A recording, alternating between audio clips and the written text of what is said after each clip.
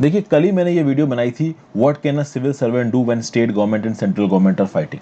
अलपन बंदोपाध्याय जी पे बात हुई थी, वहाँ पे बहुत सारे लोगों ने ये कमेंट किया कि सर वो तो चीफ एडवाइजर बन गए हैं, तो उस रिस्पेक्ट में मैंने बात नहीं की। यहाँ मैं इसके बारे में बात करूंगा कि असल में ये अलपन बंदोपाध्याय चीफ एडवाइजर बन कैसे गए, ये चीफ एडवाइजर की पोस्ट है क्या, क्या ये राज्य की सरकार के अंदर कोई एम्प्लॉयमेंट है, और ऐसा क्या हो गया कि भाई केंद्र सरकार ने आईएएस को अपने अंदर बुलाया, आईएएस ने केंद्र सरकार को रिपोर्ट ही नहीं किया और वो राज्य की सरकार के अंदर ही है। तो ये पूरा का पूरा इशू समझने की कोशिश करते हैं। ये जो मिस्टर अलपन बंदोपाध्याय हैं, ये 1987 बैच के आईएएस अधिकारी हैं।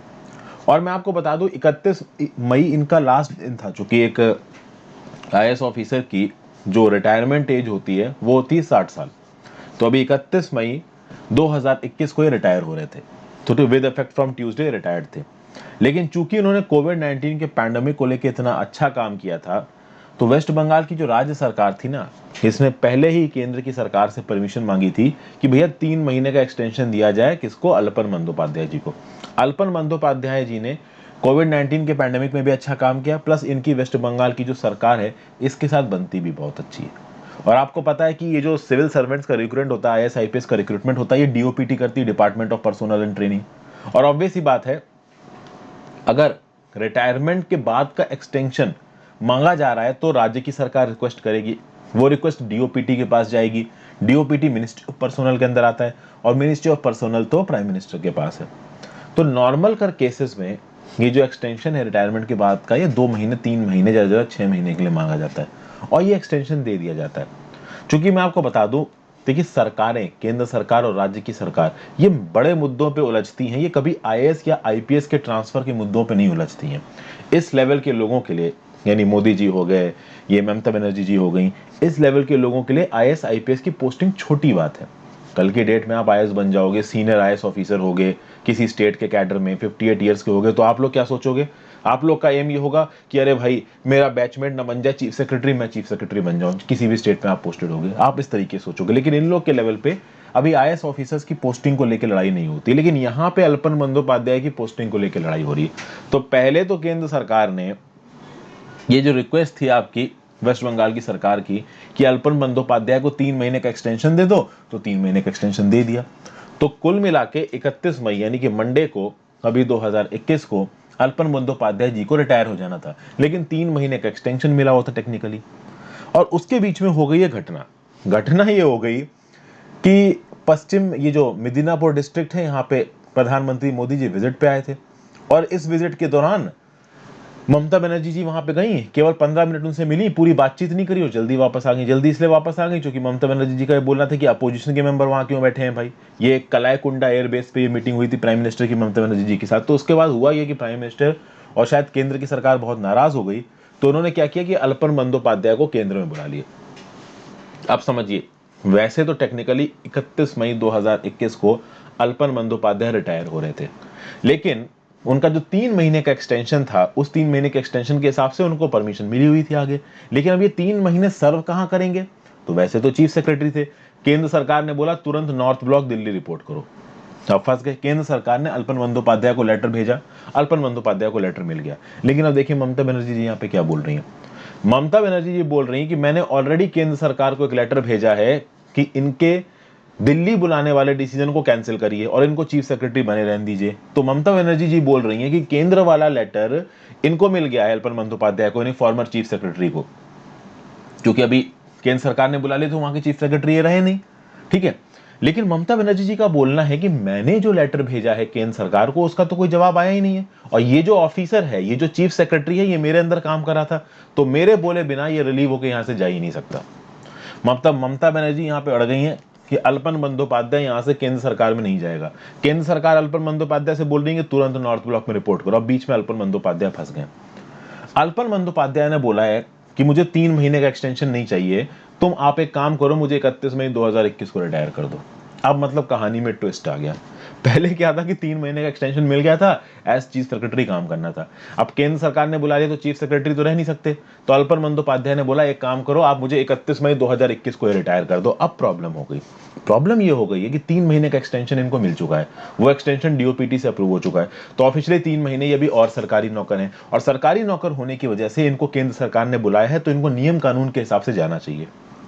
आप बोलोगे कौन सा नियम कानून, तो एक रूल है 6 clause 1 of the Indian administrative service cadre rules 1954। तो उसके हिसाब से अगर आईएएस की पोस्टिंग हो रही है केंद्र की सरकार के बीच में, राज्य की सरकार के बीच में, तो राज्य से अगर केंद्र में कोई आईएएस भेजा जा रहा है तो उस केस में भाई राज्य की सरकार से डिस्कशन करना जरूरी है। यहाँ की केंद्र की सरकार ने डिस्कशन नहीं किया, तो देखिए टेक्निकली नियम कानूनों के हिसाब से केंद्र सरकार के पास ताकत है कि वो आईएएस को अपने पास बुला सकते हैं। प्रॉब्लम यहां पे ये हो गई कि पहले 31 मई 2021 को अल्पन बंदोपाध्याय रिटायर हो रहे थे, पहले 3 महीने का एक्सटेंशन मिल गया, तब चीफ सेक्रेटरी नहीं रहे तो उन्होंने बोला मुझे नहीं चाहिए एक्सटेंशन, मुझे रिटायर कर दो। अब यहां पे एक केस ये बनता है कि केंद्र की सरकार एक इंक्वायरी खोल सकती है किसके खिलाफ, अल्पन बंदोपाध्याय के खिलाफ, और अगर ये इंक्वायरी खिल जाती है तो अल्पन बंदोपाध्याय की जो भी पेंशन है, जो भी सर्विस बेनिफिट्स हैं जो कि उनको मिलने हैं, वो उस इंक्वायरी बंद होने तक नहीं मिलेंगे। ये प्रॉब्लम आ जाती है। आप सोचिए कितना बड़ा कैरियर है अल्पन बंदोपाध्याय साहब का, पेंशन मिलेगी इनको, कुछ पैसे मिलेंगे, जो भी बेनिफिट्स मिलते हैं एक आईएएस ऑफिसर को रिटायर होने के बाद, इतने सीनियर आईएएस ऑफिसर्स को, वो बेनिफिट पे अभी के लिए रोक लग जाएगी। केंद्र सरकार ये एक्शन जरूर ले सकती है किसके खिलाफ, अल्पन बंदोपाध्याय के खिलाफ। लेकिन प्रॉब्लम यहाँ पे ये है, केंद्र की सरकारें, राज्य की सरकारें जो कि इतने ऊंचे लेवल पे काम करती हैं, क्या ये अच्छा लगता है कि एक आईएएस, सीनियर आईएएस ऑफिसर्स के पीछे ये लड़ रही हैं? मैं आपको ये बता दूं, यहाँ पे मुद्दा सीनियर आईएएस ऑफिसर का नहीं है, यहाँ पे इनको प्यादा बना के केंद्र की सरकार और राज्य की सरकार आपस में लड़ रही है। तो सवाल ये उठता है कि अल्पन बंदोपाध्याय अगर सेंटर की बात मान के सेंटर के पास नहीं जाते हैं तो सेंटर क्या कर सकता है? सेंटर डिसिप्लिनरी प्रोसीडिंग्स चला सकता है। अब सर्विस से क्या ही निकालेगा, वो रिटायर हो चुके हैं, ज्यादा से ज्यादा उनके जो पेंशन बेनिफिट्स हैं, जो रिटायरमेंट बेनिफिट्स हैं, वो उनको नहीं दिए जाएंगे।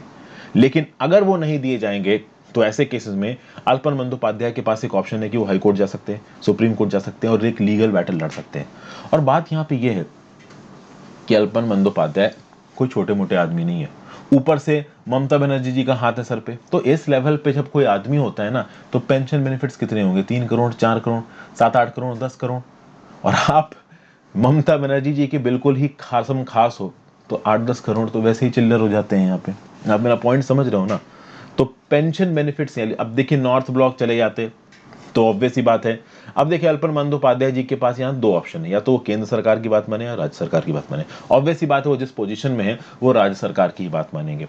कल की डेट में अब वो रिटायर हो ही चुके हैं, तो भाई बाद में वेस्ट बंगाल की पॉलिटिक्स में भी आ सकते हैं, तृणमूल कांग्रेस के मेंबर भी बन सकते हैं, और इनको चीफ एडवाइजर अपॉइंट किया गया। अब बहुत सारे लोग ये भी पूछ रहे हैं कि चीफ एडवाइजर का क्या कंसेप्ट है।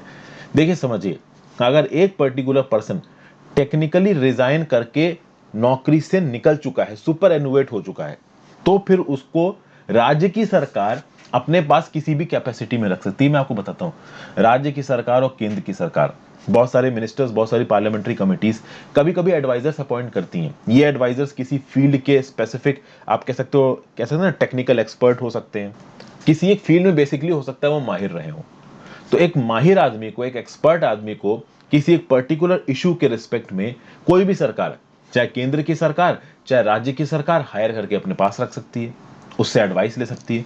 तो उसी प्रकार से यहां यही लॉजिक बन रहा है कि अगर अल्पन बंदोपाध्याय टेक्निकली रिजाइन कर चुके हैं, रिजाइन मतलब टेक्निकली रिटायर हो चुके हैं, जो कि अल्पन बंदोपाध्याय खुद ये बोल रहे हैं कि मुझे नहीं चाहिए 3 महीने का एक्सटेंशन, तो ऐसे केसेस में ममता बनर्जी जी बोल रही हैं कि जब ये बंदा टेक्निकली आईएएस कैडर से रिटायर हो चुका है तो ठीक है भाई, ये चीफ सेक्रेटरी नहीं सकता, तो चीफ सेक्रेटरी कोई दूसरे पर्टिकुलर पर्सन है, के द्विवेदी उनको बना दिया गया और इनको चीफ एडवाइजर बना दिया गया। तो मतलब राज्य की सरकार ने भी अपना पॉइंट स्थापित कर दिया। राज्य की सरकार ने बोला कि हमको अगर अल्पन बंदोपाध्याय की जरूरत है तो जरूरी नहीं हम उसको चीफ सेक्रेटरी बना के रखें, हमने उसको चीफ एडवाइजर बना लिया। अब वो तो पॉलिटिशियन डिसाइड करेगा ना कि उसके अंदर काम करने वाले आदमी कितने ताकतवर हैं। समझे, कल की डेट में ममता बनर्जी जी चाहें तो एक कार्यकर्ता को ज्यादा वैल्यू दे, एक सीनियर आईएएस ऑफिसर को वैल्यू ना दे, कुछ भी हो सकता है। आपने अक्सर कर देखा होगा कि किसी भी पॉलिटिकल पार्टी के स्टेट यूनिट का जो प्रेसिडेंट होता है वो वहां की सरकार में बहुत इंपॉर्टेंट रोल प्ले करता है, जबकि वो गवर्नमेंट सर्वेंट नहीं होता, वो एक पॉलिटिकल पार्टी से एसोसिएट करके और रहता होता है।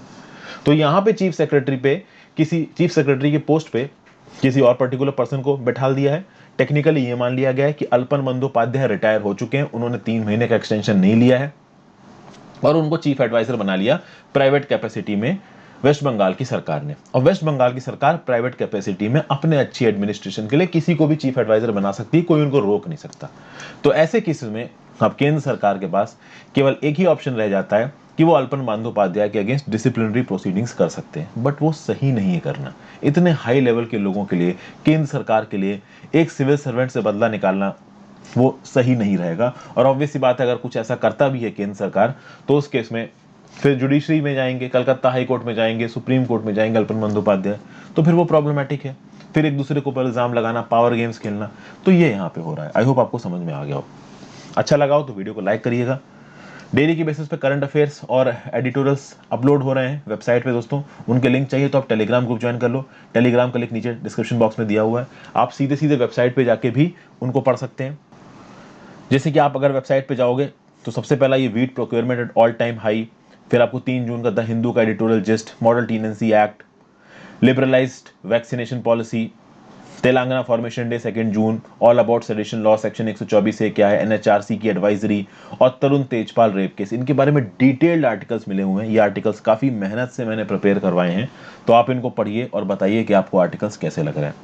मेरी कोशिश ये है कि 9 से 10 ज़बरदस्त टॉपिक्स मैं डेली के बेसिस पे आपके लिए लेके आऊँ, प्लस एडिटोरियल का जिस्ट लेके आऊँ, और इन्हीं 9 से 10 आर्टिकल को समय मिला तो मैं कंसोलिडेटेड आर्टिकल में कंपाइल करके आपके सामने रखूंगा। आप इनको पढ़ के अपने करंट अफेयर्स की तैयारी होलिस्टिकली कर सकते हैं। इनिशिएटिव अच्छा लगे तो जरूर बताइएगा, साथ साथ ज्वाइन बटन दबा के आप चैनल के मेंबर ही बन सकते हैं अगर बनना चाहें। Thank you for watching friends, I hope आपको इस वीडियो से कुछ सीखने को मिला होगा। Good bye.